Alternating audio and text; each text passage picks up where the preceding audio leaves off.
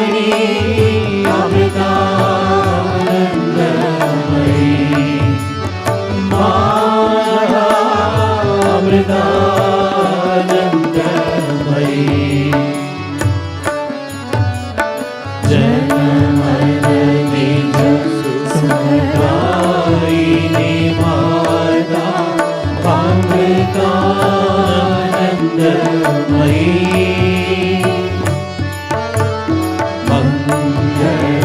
मंगलधारिणी वंदे जननी अमृतानंदमयी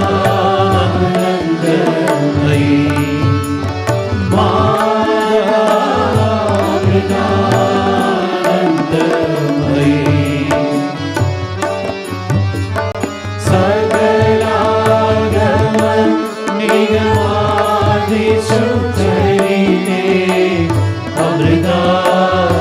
अमृतानंदमयी निखिलामय जननी वंदे अमृतानंदमयी माता अमृतानंदमयी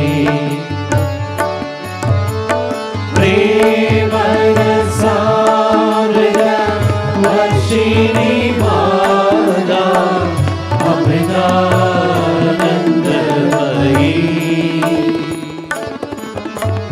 प्रेम भक्ति संदायिनी माता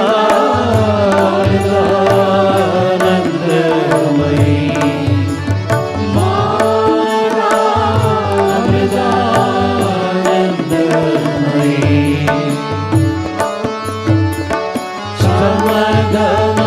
समगमदायिनी मनलहारिणी अमृतानंदमयी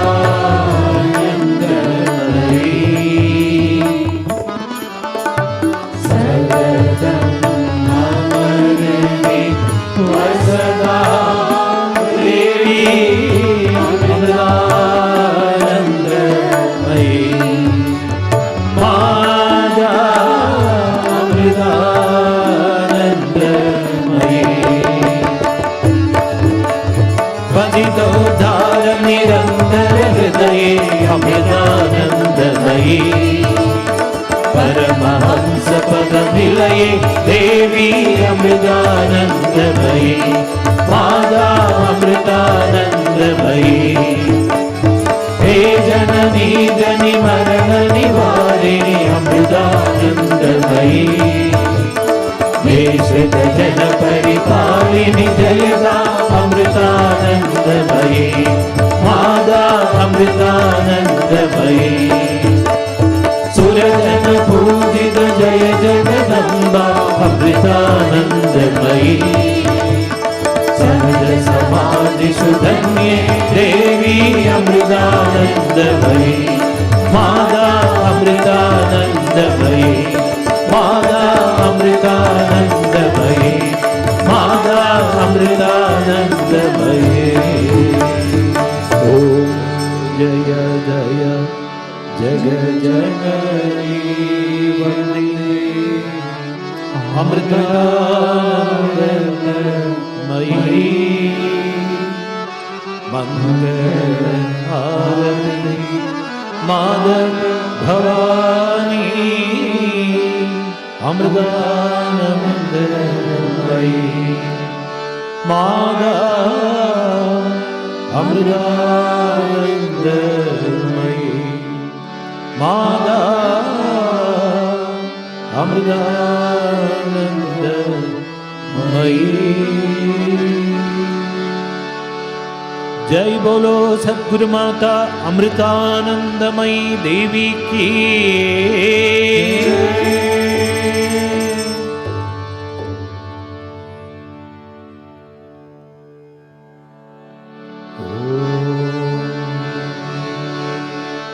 असतो मा सद्गमय तमसो मा ज्योतिर्गमय मृत्योर्मा अमृतं गमय ओम शांति शांति शांति ओम लोकाः समस्ताः सुखिनो भवन्तु लोकाः समस्ताः सुखिनो भवन्तु लोकाः समस्ताः सुखिनो भवन्तु ॐ शान्ति शान्ति शान्तिः ॐ श्री गुरुभ्यो नमः हरि ओम्